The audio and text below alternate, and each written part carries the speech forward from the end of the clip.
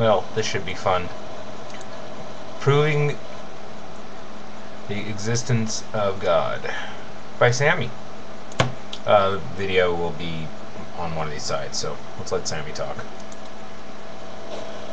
Now, as promised, I'm going to conclusively prove the existence of God.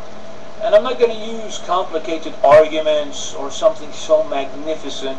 I'm just going to use a basic, straightforward rationality and logic. It's going to be very easy to understand for everybody. Oh, this should be good. Now, if you remember, a few months ago I made a video titled 3 or 5 Questions for All Atheists. And the first 3 questions I asked were as follows. Question number 1. Did you create what we see? Did you create the universe and all of this? Did you? These, for those who don't realize, these were a set of setup questions. Which, if you answer no to the first 3 questions, then obviously there has to be a God.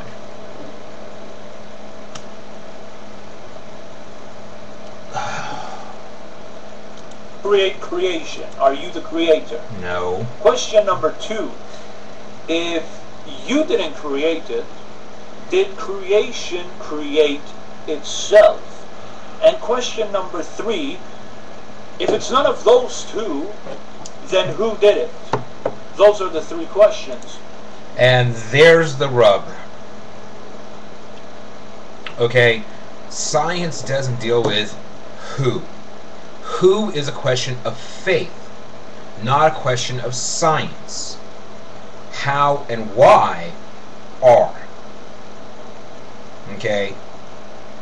Who is completely a question of faith. Okay? He immediately, when he went to the who question, walked outside of science. Now, it seems some atheists didn't follow the simplicity of these questions, and it's... No, we did. But the problem is that again, you're trying to take something that's scientific and make it religious. And in saying that, oh, this religious concept, of course, fits into this scientific concept, when religion and science butt heads. Sorry.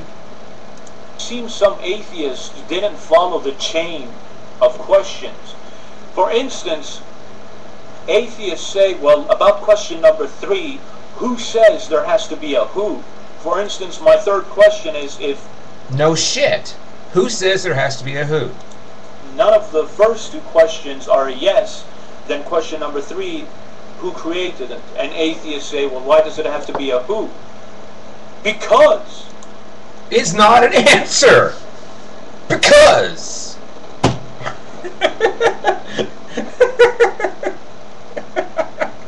Sammy, you're losing it.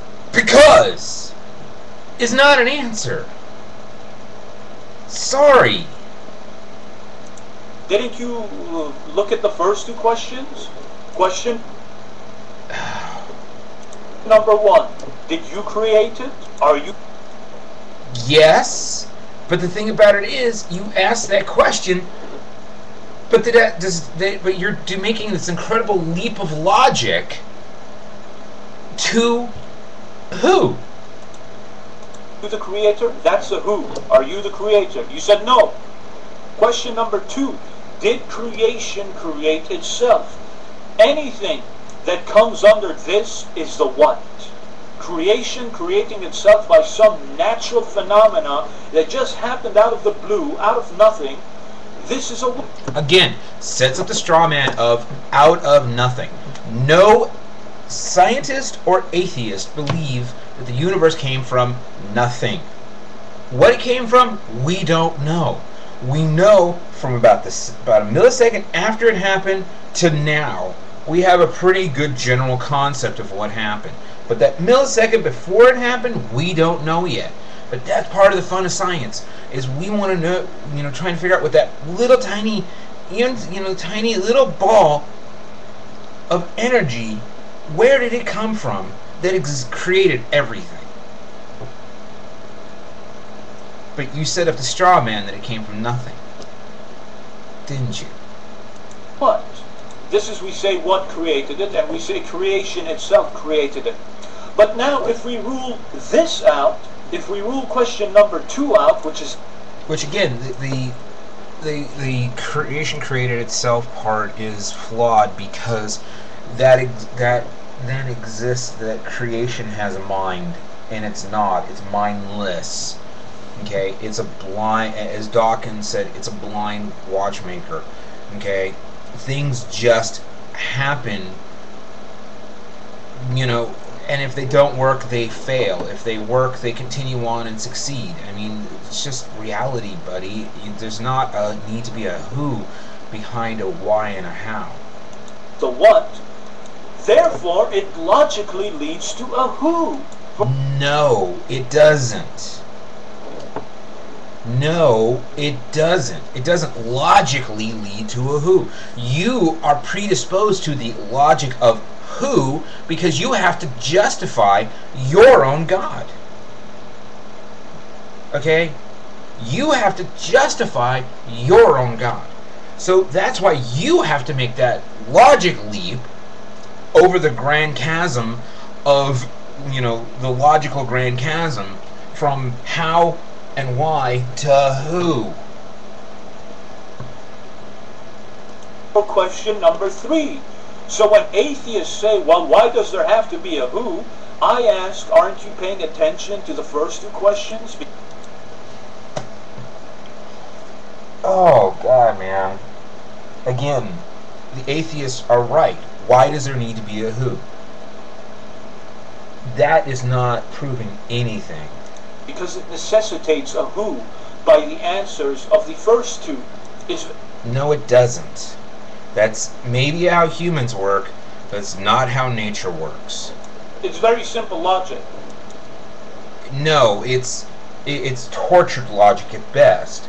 It's taking an incredible leap of, and I will say it, faith, to come to that conclusion. Over here in the real world,